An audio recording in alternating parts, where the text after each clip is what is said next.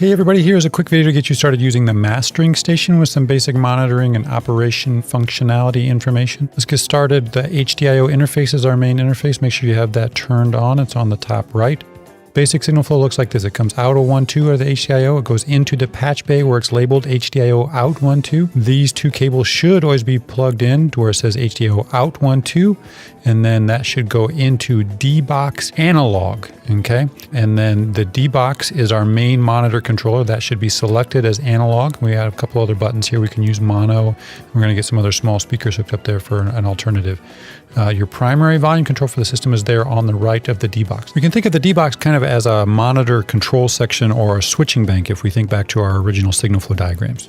The main speakers for the system that are connected to the HDIO and the D-Box are these Genelecs. They sound really, really great. If you want to check out the B&Ws, which are the tall, slender speakers that are against the back wall, then we need to change the playback engine, just like we do in the lab again and in Studio B.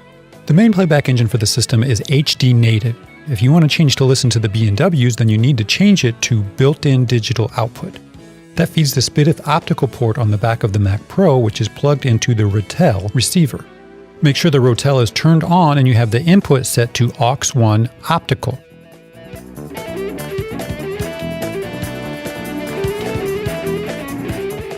Now let's do the same thing for the playback settings for system preferences, sound. In case we want to listen to the B&Ws in QuickTime or iTunes, we need to change the setting back from HD native to go through the HDIO and the Genelecs, or digital out if we're going to use the B&Ws again.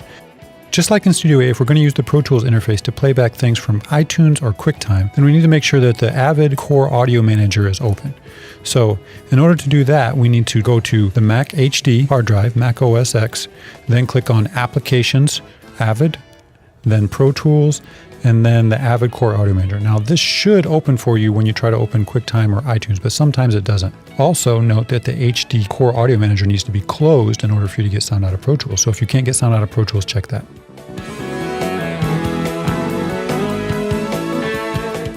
Okay, so the last thing I want to talk about here is getting signals into this system. Now, the only two mic pre's we have into this system is this twin track 1 and 2. So there's a mic line switch and phantom power here, like usual.